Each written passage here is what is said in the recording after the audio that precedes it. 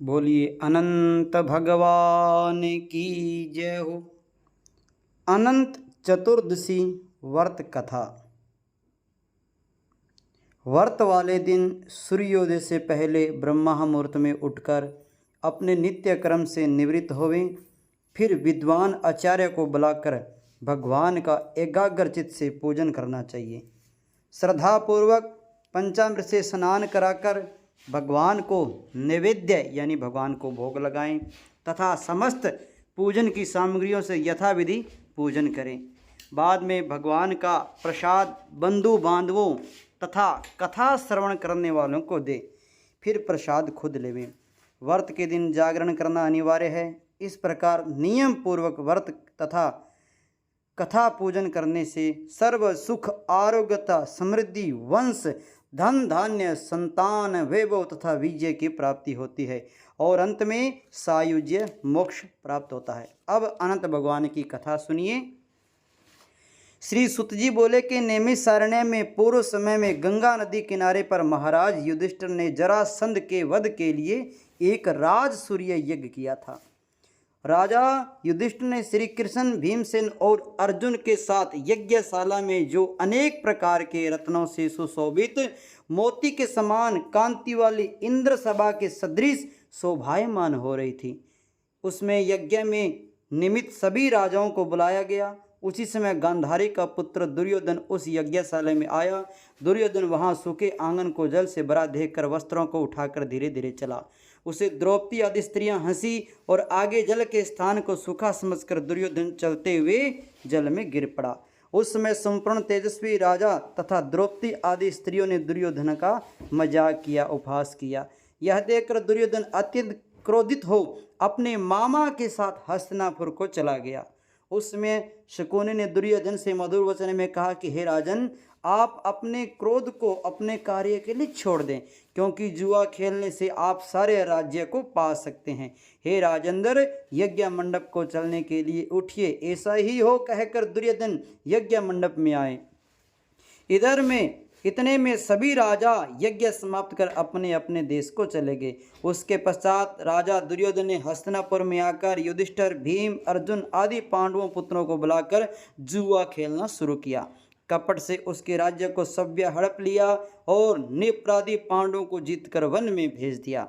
अब Pandav one one में घूमने लगे। यह समाचार सुनकर भगवान श्री कृष्ण पांडवों को देखने की इच्छा कर उनके पास वन में पहुँचे। श्री सूत जी बोले कि हे ऋषियों, वन में रहने पर दुख से दुर्बल पांडव जगदीश्वर कृष्ण को देखकर उन्हें प्रणाम करने लगे। युधिष्ठिर बोले, हे जगदीश्वर, मैं परिवार सहित मैं बहुत दुखी हूँ। इस दुख के सागर से मुक्ति का उपाय बतलाइए। हे भगवान, किस देवता की पूजा से हम अपना राज्य प्राप्त कर सकें, अथवा कौन सा व्रत करूं जिसके आपके प्रसाद से मेरा हित हो, मेरा कल्याण हो। श्री कृष्ण बोले, हे युधिष्ठिर, श्री अनंत भगवान का पूजन व्रत पुरुषों तथा स्त्रियों को करना चाहिए। सभी मनोरथों को पूर्ण होने से सब पाप नाश हो जाते हैं। तब युधिष्ठिर बोले कि हे कृष्ण जी, आपके कहे हुए यह अनंत कौन है? क्या यह शेषनाग है? क्या यह तक्षक सर्प है? अथवा परमात्मा को ही अनंत कहते हैं? हे केशव, यह अनंत कौन है? कृपा कर हमें यथार्थ कहिए। श्री कृष्ण बोले, हे दुष्टर, अनंत रूप मेरा ही है। सूर्य आदि जो नवग्रह हैं, जो आत्मा आदि कहे जाते हैं, जो पल विपल दिन रात पक्ष मास ऋतु वर्ष युग यह सब काल कहे जाते हैं, जो काल कहे जाते हैं वही अनंत कहा जाता है। मैं वही कृष्ण हूँ जो पृथ्वी का भार उतारने के लिए अवतार धारण किया था। दुष्टों का नाश तथा साधुओं की रक्षा को वासुदेव के वंश में मैं उत्पन्न हुआ हूँ। आदि मध्य अंत कृष्ण विष्णु हरि शिव वैकुंठ सूर्य चंद्र और सर्वव्यापी ईश्वर तथा सृष्टि जो नाश करने वाले विश्व रूप महाकाल इत्यादि रूपों को मैंने अर्जुन के ज्ञान के लिए दिखलाया था। योगियों के ध्यान करने योग्य और संसार रूप अनंत, जिसमें चतुर्दश इंद्र है, अष्टावसु 12 सूर्य, एकादश रुद्र और नारद आदि 7 ऋषि तथा समुद्र विद्यांचल आदि पर्वत गंगा आदि नदी तथा वृक्ष और नक्षत्र एवं 200 दिशा भूमि पाताल भूलोक भुव इत्यादि लोग है। हे युधिष्ठिर, यह सब मैं ही हूँ, इसमें कोई संदेह नहीं है। युधिष्ठिर बोले, हे विद्वर, अब आप अनंत व्रत का महात्म्य और विधि कहिए तथा अनंत व्रत का अनुष्ठान करने वाले प्राणी को क्या पुण्य होता है, उसको क्या फल मिलता है, सो कहिए। मैं यह जानना चाहता हूँ कि पूर्व काल में अनंत का व्रत किसने किया था और मृत्यु लोक में किसने प्रकाशित किया था, सब विस्तार पूर्वक मुझे कहिए। तब श्री कृष्ण बोले, हे युधिष्ठिर, पहले सतयुग में एक सुमंत नाम का एक ब्राह्मण था। उसने वरिष्ठ गोत्र में उत्पन्न भृगु की सुंदर कन्या दीक्षा तथा वेदोक्त विधि से विवाह किया था। थोड़ा समय बीतने पर उसके घर में अनंत लक्षणों वाली एक कन्या उत्पन्न हुई। वह सुशील शीला नाम वाली कन्या पिता के घर में बढ़ने लगी। उसी समय शीला की माता ज्वर से पीड़ित हो पवित्र नदी के जल में गिरकर मर गई। उसके पश्चात सुमंत ने ब्राह्मण की कन्या, जिसका नाम करकणा था, विधि पूर्वक विवाह किया। दुष्ट स्वभाव वाली करकणा नित्य प्रति झगड़ा करने वाली थी। उसकी सौतेली शीला नाम की कन्या अपने पिता के घर में भींत पर और खंभा पर, दहेली पर चित्रकला में तोरण आदि चतुर थी।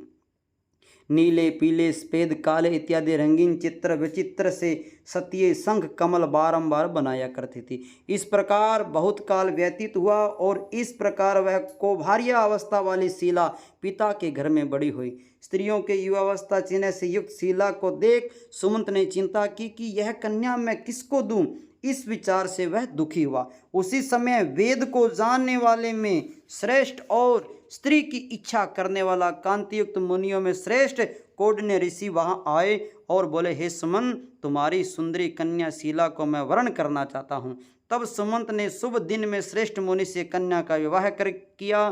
श्री कृष्ण बोले, हे युधिष्ठिर, गृहम सूत्र की कही हुई विधि से उनका विवाह हुआ। उसमें मांगलिक शब्द किए गए तथा स्त्रियों ने मंगल गान किया गया। ब्राह्मणों ने स्वस्ति वाचन तथा बंदीजनों ने तुम्हारी जय हो घोष किया गया। यह विवाह कर्म संपन्न होने पर अपनी पत्नी कर्कशा से कहा। सुमंत बोले, हे प्रिय, दामाद को संतोष के लिए कुछ दहेज देना उचित है। ऐसे वचन सुनकर कर्कशा ने क्रुद्ध हो अपने घर के संपूर्ण पदार्थ को एकत्र कर उन्हें पेटी में बंद कर अपने पिता के घर जाने को कहा और भोजन से बचे हुए पदार्थ मार्ग में भोजन के लिए रख दिए गए। सुमंत से बोली कि घर में धन आदि कुछ भी नहीं है, जो है सो देख लो। हे युधिष्ठिर, ऐसे वचनों को सुन वह महादुखी हुआ। विवाह के पश्चात कौंडिन्य अपनी शीला को रथ में बैठाकर धीरे धीरे चले। मार्ग में पुण्य रूपा यमुना नदी को देख उसके किनारे रथ खड़ा कर नित्य कर्म को चल दिए गए। दोपहर को भोजन के समय उसी यमुना तट पर उतरकर शीला ने लाल वस्त्र पहने हुए बहुत सी सुंदर स्त्रियों को देखा, जो अनंत चतुर्दशी में भक्ति पूर्वक जनार्दन भगवान की पूजा कर रही थी। उन स्त्रियों के समीप जाकर धीरे से शीला ने पूछा कि हे भार्याओं, कृपा कर मुझसे कहो कि यह आप किसका व्रत कर रही हो और इसका नाम क्या है। शीलवती सुशील के ऐसे वचन सुनकर संपूर्ण स्त्रियां बोली, हे शीला, इसका नाम अनंत व्रत है। इस व्रत में अनंत देव की पूजा की जाती है। यह वचन सुनकर शीला बोली, मैं भी इस उत्तम व्रत को करूंगी। स्त्रियों से पूछा कि इस व्रत का क्या विधान है, सो इसमें क्या दान होगा तथा किस देवता की पूजा होगी। उसके यह वचन सुनकर सब स्त्रियां बोली, हे शीला, अच्छे अन्न का एक सेर मालूपुआ बनावे, जिसमें आधा भाग ब्राह्मण को दें और आधा आप भोजन करें। कृपणता को त्याग कर शक्ति अनुसार ब्राह्मण को दक्षिणा देकर और किसी नदी के किनारे अनंत का पूजन करें। कुशा का शेष नाग बनाकर बांस की टोकरी में स्थापित करें। फिर उस शेष का आह्वान प्राण प्रतिष्ठा करके स्नान करावें और वेदी पर चंदन, पुष्प, धूप, दीप और बहुत प्रकार से नैवेद्य अनेकों प्रकार के पकवानों से उनकी पूजा करें। उस शेष के आगे कुमकुम में रंगे, उसमें 14 गांठ लगाकर उस डोरे का पूजन कर पुरुष अपने दाएं हाथ में, स्त्री अपने बाएं हाथ में बांधे और बांधते समय यह मंत्र पढ़े, हे वासुदेव, मैं इस संसार रूपी सागर में डूबते हुए मेरा उद्धार करे, ऐसा ही श्री अनंत सूत्र है और उसके लिए मेरा बारंबार नमस्कार प्रणाम। तदंतर सूत्र को हाथ में बांधकर अनंत की इस कथा को सुने, संसार रूपी नारायण अनंत का ध्यान करें। हे शीला, इस प्रकार हमने तुमसे इस व्रत का विधान कहा। श्री कृष्ण बोले, हे युधिष्ठिर, उस शीला ने स्त्रियों के ऐसे वचन सुनकर अति आनंद को प्राप्त हो, हाथ में 14 ग्रंथ युक्त डोरा बांधकर इस व्रत को किया। मार्ग के अर्थ जो भोजन दिया गया था आधा ब्राह्मण को खिलाया, शेष आप दोनों भोजन कर आनंद से पति के साथ बैलगाड़ी में बैठ गई। उस समय से शीला को व्रत का प्रभाव मालूम हुआ। अब अनंत का व्रत करने से गौ, धन और लक्ष्मी से उसका घर परिपूर्ण हो गया। अतिथि के सत्कार में शीला सदा लगी रहती थी। माणिक्य, स्वर्ण, मोतियों के हारों में सुसज्जित हो गई। देवताओं की स्त्रियों के समान धन पुत्रादि से युक्त हो, सावित्री के समान पतिव्रता हो, पति के साथ आनंद में रहने लगी। किसी समय उसके पति ने शीला के हाथ में अनंत का डोरा बंधा देखा। पूछा, हे शीला, इस डोरे को तूने मुझे वंश में करने को बांधा है न? यह सत्य कह, किसके अर्थ आपने ये डोरा धारण किया है? शीला बोली, हे स्वामी, जिसके प्रसाद से मनुष्य इस लोक में धन आदि संपदाओं को पाते हैं, उसी अनंत के डोरे को मैंने धारण किया है। शीला के ऐसे वचन सुनकर उसके पति कौंडिन्य ने लक्ष्मी के मध्य में अनंत के डोरे को तोड़ डाला और वह बोला कि यह अनंत कौन है? उस मूढ़ ने डोरे को जलती हुई आग में डाल दिया। तब हाय हाय करती हुई दौड़ती हुई शीला के अनंत सूत्र को अग्नि से निकालकर दूध में डाल दिया। इन कर्मों के फल से कौंडिन्य के सब ऐश्वर्य नष्ट हो गए। चोर उसकी गाय को चुरा कर ले गए, आग से उसका घर जल गया। यानी जो पदार्थ जिस प्रकार से आया था उसी प्रकार से सारा पदार्थ चला गया। अब अपने स्वजनों से, कला तथा बंधुओं से नित्य प्रति झगड़ा होने लगा। उसी अनंत के डोरे को तोड़ने में घर में गरीबी आ गई। भगवान बोले, हे युधिष्ठिर, अब उससे कोई मनुष्य बोलता भी नहीं था। शरीर में अत्यंत दुखी होकर बोला, हे शीले, मुझे अकस्मात शोक होने का क्या कारण है? मेरा सब धन नष्ट हो गया, कोई मुझसे बात करता नहीं है, देह में नित्य प्रति पीड़ा होती है। हे शीले, मुझसे क्या अपराध हुआ है?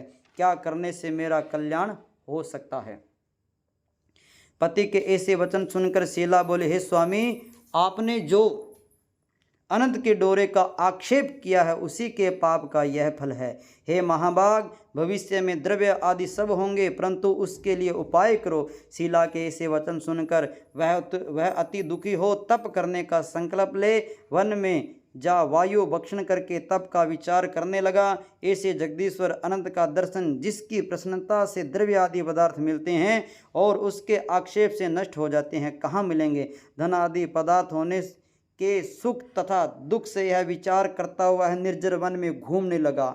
वहाँ उसने फलों से संपन्न वृक्ष को देखा जिसमें कीड़े पड़े हुए थे। यह देख कौंडिन्य ने वृक्ष से पूछा कि तूने किसी स्थान में अनंत देव को देखा? हे सजन, देखा हो तो मुझे बताओ, क्योंकि उन्हें न देखने से मेरे चित्त में बड़ा दुख हो रहा है। यह सुनकर वृक्ष ने कहा कि हे कौंडिन्य, मैंने अनंत को कहीं नहीं देखा। ऐसे उत्तर को सुनकर कौंडिन्य ऋषि वहां दुखी होकर आगे को चले। श्री कृष्ण बोले, हे युधिष्ठिर, अनंत की दर्शन की लालसा करते हुए ऋषि ने वन में इधर उधर घूमती हुई बछड़ों सहित गऊ को देखकर उसने गाय से पूछा, हे देनो, तूने अनंत को देखा हो तो बता। यह सुन गाय ने कहा कि हे द्विज, मैंने अनंत को नहीं जानती। आगे चलकर एक बैल को देखा। ऋषि ने उससे भी पूछा कि हे गोस्वामिन, तूने अनंत को देखा? बैल बोला, मैंने अनंत को कहीं नहीं देखा। तब कौंडिन्य ऋषि ने आगे चलकर 2 पुष्करणियों को देखा जिसके कलोल से परस्पर लहरें मिल रही थी और कमल कुमुदनी बहुत प्रकार से शोभा दे रही थी, तथा ब्रह्मर, हंस चकवा तथा सारस बगुला जाति के पक्षी क्रीड़ा कर रहे थे। उस कौंडिन्य ने पुष्करणियों से पूछा कि तुम दोनों ने अनंत को देखा है? यह सुनकर पुष्करण्य उत्तर दिया, हे द्विज, हमने अनंत को नहीं देखा। आगे चल उसने गधा, हाथी को देखकर उसने पूछा कि तुमने अनंत को देखा? उनसे भी संतोषजनक उत्तर न मिलने पर उसकी आशा नष्ट हो गई और वह वन में बैठ गया। हे युधिष्ठिर, कौंडिन्य जीवन की आशा छोड़कर विवल हो बहुत गर्म श्वास छोड़ता हुआ पृथ्वी पर गिर पड़ा। थोड़े समय में सावधान होने पर, हे अनंत, ऐसा कहते हुए कौंडिन्य ने उठकर संकल्प किया कि मैं प्राणों को छोड़ दूंगा। हे युधिष्ठिर, तब वृक्ष पर मरने के लिए फांसी डाली ही थी। तभी अनंत जी प्रत्यक्ष होकर आ गए, ब्राह्मण का रूप धारण किए हुए। अनंत ने कहा कि हे द्विज, इधर आओ, और उसका दाहिना हाथ पकड़कर पर्वत की गुफा में ले गए। वहाँ सुंदर स्त्री पुरुषों युक्त तथा ऋषि को अपनी पूरी दिखाया। वहाँ एक दिव्य सिंहासन पर बैठकर शंख चक्र गदा पद्म गरुड़ सहित विश्व रूप अपने विभूतियों के भेदों से अधिक तेज हो कौस्तुभ मणि सहित वनमाला धारण किए थे। उन देवताओं के देव जो किसी से न पराजित होने वाले थे, उन विश्व रूप को कौंडिन्य ऋषि देखकर उनकी स्तुति करने लगे। हे पुंडरीकाक्ष, मैं पापी हूँ, पाप करने वाला हूँ, पापात्मा हूँ, मैं पाप से उत्पन्न हूँ, आप मेरी रक्षा करें, मेरे पापों को हरे। हे जगदीश, आज मेरा जीवन तथा जन्म दोनों धन्य हैं। तुम्हारे चरण कमलों में मेरा मस्तक भ्रमर के समान स्पर्श कर रहा है। कौंडिन्य ऋषि के वचन सुनकर अनंत देव मधुर वाणी से बोले, हे कौंडिन्य, तुम निर्भय होकर मन की बात मुझसे कहो। तब कौंडिन्य बोले कि मैंने अपनी संपत्ति के घमंड में आकर अनंत का डोरा तोड़कर उसकी निंदा की, जिससे मेरी सब संपदा नष्ट हो गई। स्वजनों से नित्य प्रति झगड़ा होता है, कोई मुझसे बात नहीं करता। महादुखी होकर तुम्हारे दर्शनों के लिए आया हूँ। अनंत ने दयावश आपने कृपा पूर्वक अपना दर्शन दिया। मैंने जो पाप किया है, कृपया उसकी शांति का उपाय मुझे बतलाइए। श्री कृष्ण बोले, हे युधिष्ठिर, भक्ति से संतुष्ट होकर अनंत देव क्या न देवें। अनंत भगवान बोले, हे कौंडिन्य, तू देर मत कर, अपने घर को जा और 14 वर्ष तक भक्ति पूर्वक अनंत का तू व्रत कर। तू सब पापों से छूटकर सिद्धि को प्राप्त करेगा। तेरे पुत्र पौत्र भी होंगे और सुखों का उपभोग करेगा। अंत समय में मेरा स्मरण होगा और पीछे निस्संदेह अमर पद को प्राप्त होगा। संपूर्ण लोगों के उपचार के लिए मैं तुमको और भी वर देता हूँ। शीलाकृत व्रत की श्रेष्ठ कथा पढ़ने वाला, शीला के समान इस अनंत व्रत करने वाला, इस व्रत के प्रभाव से जल्दी ही सब पापों से छूटकर परम गति को पावेगा। हे कौंडिन्य, तू जिस मार्ग से आया है उसी मार्ग से अपने घर को जा। तब कौंडिन्य बोला, हे स्वामिन, मैंने वन में घूमते हुए एक आश्चर्य देखा, वह आपसे पूछता हूँ, कृपा कर उत्तर दीजिए। जो आम वृक्ष, गौ, बेल, कमल आदि शोभायमान पुष्करणी, गदा और हाथी, हे देव, यह सब कौन है? आप इन सूत्रों का वृत्तांत मुझसे कहिए। तब अनंत जी बोले, हे कौंडिन्य जी, आम का वृक्ष पूर्व जन्म का विद्वान ब्राह्मण है, जो विद्यार्थियों को विद्या दान न देने के कारण वृक्ष हुआ। और वह गौ जो पृथ्वी है, उसने पूर्व जन्म में बीज को चुराया था। और वह बेल धर्म है, धर्म और अधर्म के कारण वे दोनों पुष्करणी हुई। वे पूर्व जन्म में कोई ब्राह्मण जातिनी की दोनों भगिनी थी, जो धर्म करती थी, परस्पर कहती थी, और उन्हें ब्राह्मणों, अतिथियों और दुर्बल को कुछ भी भोजन आदि पदार्थ नहीं दिया था, याचकों को भिक्षा भी नहीं दी। उस पाप कर्म से परस्पर लहरी जो जल एकत्र होता है, वह गधा क्रोध है, वह हस्ती मद है, वह वृक्ष ब्राह्मण है, और मैं अनंत हूँ, और यह कंदरा संसार है। इस तरह कहकर अनंत जी अंतर्ध्यान हो गए। यह चरित्र कौंडिन्य स्वप्न समान देकर अपने घर को आए। श्री कृष्ण बोले, हे युधिष्ठिर, कौंडिन्य ऋषि ने 14 वर्ष तक अनंत का व्रत किया। अनंत के कहे अनुसार सुख भोगकर अंत में अनंत को स्मरण कर अनंतपुर को गया। हे युधिष्ठिर, इसी प्रकार तुम भी कथा सुनो। 14 वर्ष तक अनंत का व्रत करो। जैसे कौंडिन्य ने अनंत देव के कहे अनुसार फल प्राप्त किया, वैसे तो भी संपूर्ण मनोरथों को प्राप्त करेगा। आख्यान सहित व्रत करने से एक ही वर्ष में मनोरथ फल प्राप्त होगा। हे युधिष्ठिर, यह व्रत मैंने आपको सुनाया। इस व्रत के करने से मनुष्य सब पापों से छूट जाता है, इसमें संशय नहीं है। जो कथा सुनते हैं वे पापों से छूटकर अंत लोक को प्राप्त करते हैं। हे कुरुकुलोद्भव, जो कोई शुद्ध चित्त वाले मनुष्य इस संसार में सुख पूर्वक व्यवहार करना चाहते हैं, वे त्रिभुवन के स्वामी अनंत भगवान का पूजन करके दाहिने हाथ में सुंदर अनंत देव चतुर्दशी ग्रंथि वाला डोरा बांधते हैं। बोलो नारायण भगवान की जय हो। बोलो अनंत भगवान की जय हो।